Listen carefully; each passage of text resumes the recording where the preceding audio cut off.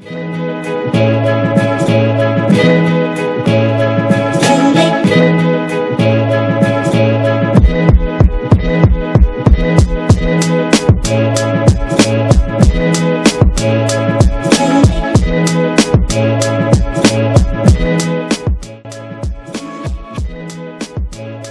à tous, c'est Léa de Trading, j'espère que vous allez bien.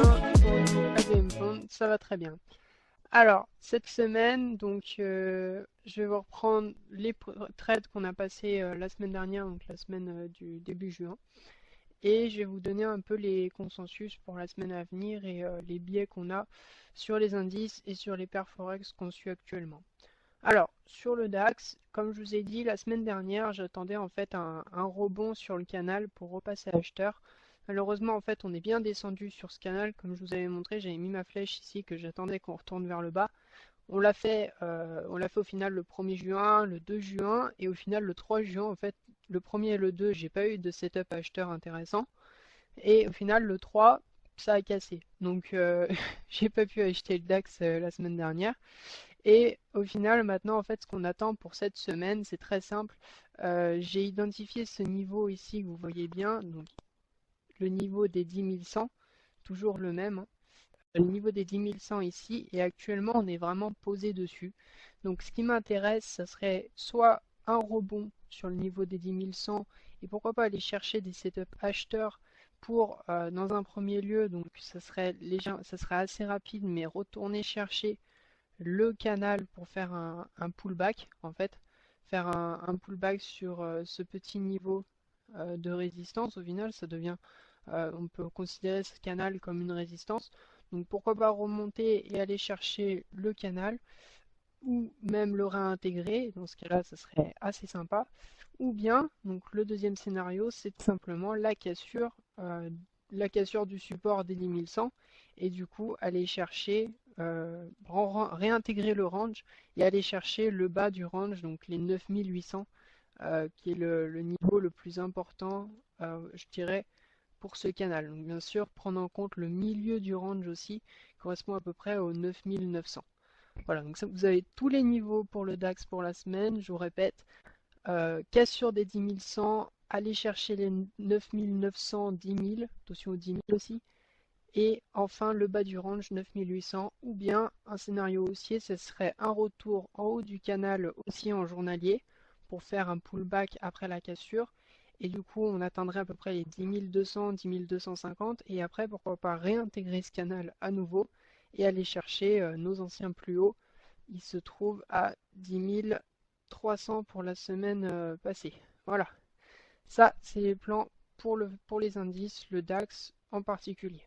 Ensuite, je vais vous faire un petit point sur le S&P 500. Ça fait un petit moment qu'on n'en a pas parlé, tout simplement parce qu'en fait, on avait un support. Je vous avais parlé justement de ce support que j'attendais qu'on le casse pour pouvoir reprendre des positions à la vente. Malheureusement, on l'a toujours pas cassé ce support. Et on est retourné chercher les 2100. Donc, comment on pourrait réagir sur ces niveaux-là? C'est assez simple, comme je vous disais, on se trouve actuellement dans un range entre les justement 2100, 2130, et pour support, pour bas du range, on a à peu près les 2000, 2030. 2000 c'est un peu exagéré, pardon, je parle plutôt des 2030, 2050, c'est vraiment la zone de support. Donc ce qu'il faut faire, c'est tout simplement dans un range, on achète le bas et bien sûr on vend le haut, d'accord? Donc là, qu'est-ce qu'on fait actuellement? On est en haut du range.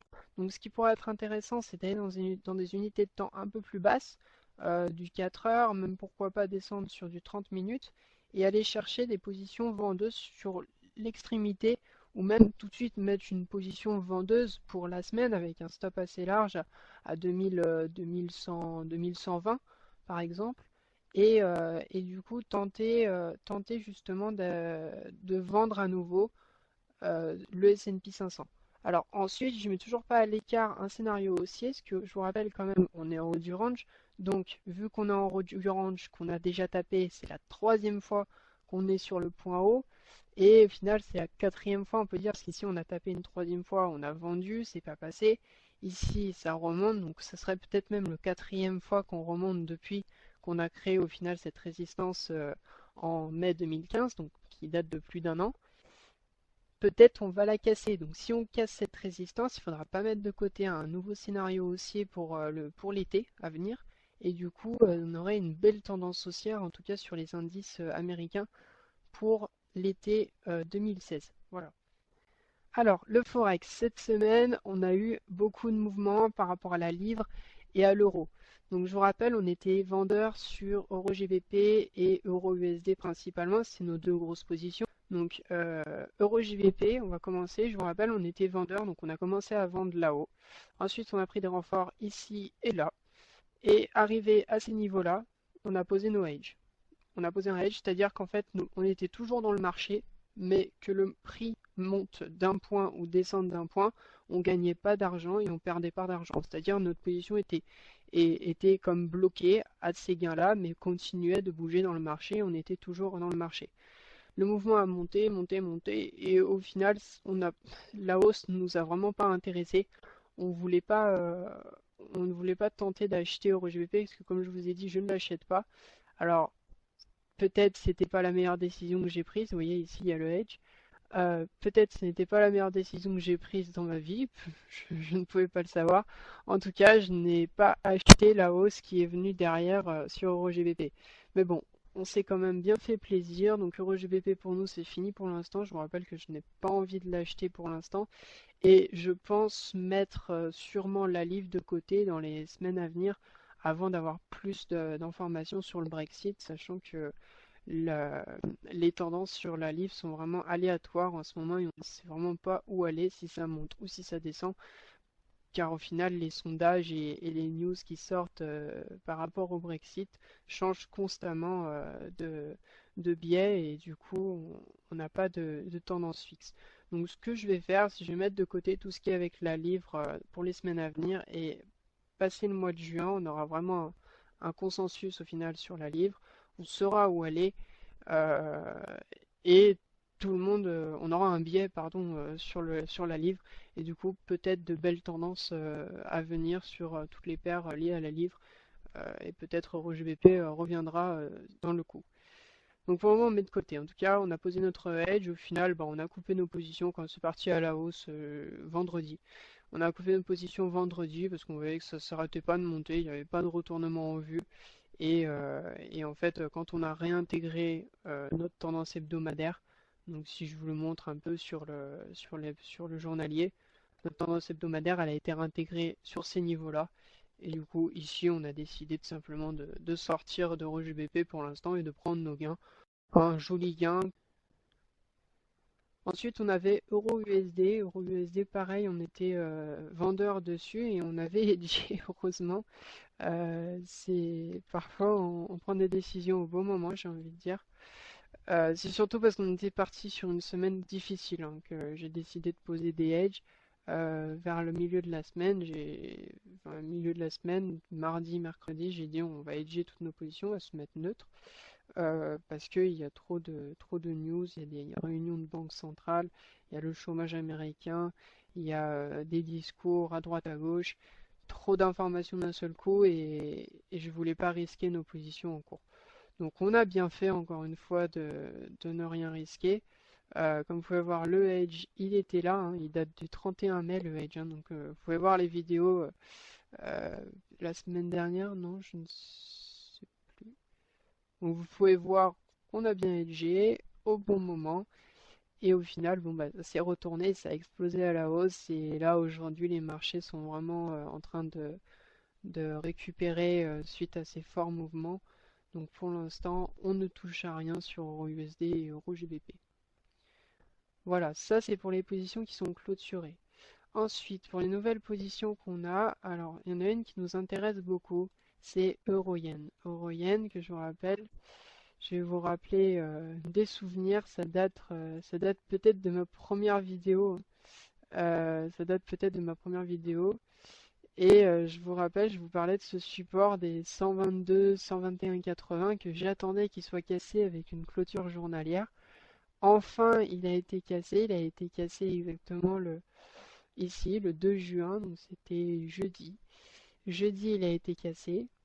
Et actuellement on est toujours dessous, donc c'est parfait pour moi. Donc on est vendeur nous sur Euroyen. Actuellement on a un petit pullback qui est en train de se faire, en fait une fin de baisse en euh, une fin de baisse en 4 heures. Donc je vais effacer tout ça parce que ça vous concerne pas. Voilà, voilà, tout ça, tac tac, tac tac, voilà. Donc une fin de baisse en 4 heures, on attend, on laisse le pullback se faire tranquillement et notre position on la laisse courir, on verra ce que ça donne. J'espère que ça va bien passer, je pense que ça devrait passer. C'est une setup classique, hein, sortie de compression journalière, on vend, on essaye d'être dans le sens de la tendance de fond. Voilà, on a vraiment un fort biais vendeur sur l'euro-yen, on est très baissier. Si vous regardez l'hebdomadaire, c'est baissier, tout ça là depuis des semaines et plus d'un an, c'est baissier. Et si vous regardez en mensuel, c'est assez intéressant de voir comment évolue la paire. On est vraiment passé vendeur sur cette paire et l'idée c'est de réintégrer ces niveaux, les niveaux des 120, 122, 121, cette zone-là, pour ensuite redescendre et aller chercher pourquoi pas les 115 et les 110. Voilà, donc c'est un beau trade, je pense. On va attendre peut-être des news qui vont valider tout ça, ou bien ça ne passera pas et on réintégrera le niveau des 122. Dans ce cas-là, on sortira et on attendra un prochain setup sur cette paire. Voilà. Ensuite, il y a toujours notre paire Audienne qu'on surveille. Alors Audienne, je tiens juste à vous dire, on est sorti d'Audienne la semaine dernière, on n'est pas resté dedans quand c'est parti à la hausse. Je vous rappelle, on était vendeur sur ces niveaux-là. Donc on était vendeur le 23 mai, le 24 mai, et on a essayé de rester vendeur ici. Mais quand c'est parti à la hausse le 29 et puis le 30, on était sorti complètement du trade, hein. Une toute petite perte, un ratio de peut-être moins 0,2. On est vendeur ici, on avait un stop tout là-haut, parce qu'on voulait jouer la tendance hebdo et non la tendance journalière. Et au final, on est sorti 50% ici, vous pouvez le voir un petit peu. Et après, on avait mis notre stop juste au-dessus de ces niveaux-là. Et on est sorti à 60, la cassure des 79,60. Voilà, donc c'était un trade assez décevant, on va dire. Mais rien de grave, une perte très bien maîtrisée. Sachez qu'il faut minimiser les pertes, hein, minimiser bien vos pertes au maximum. Et du coup, Audienne, ce qu'on attend toujours, c'est une cassure des 78 ou bien peut-être une cassure à la hausse des 80, c'est ça? Oui, des 80-50 pour aller chercher le haut du range hebdo. Voilà. Je vous souhaite une très bonne semaine et on se voit la semaine prochaine. Au revoir.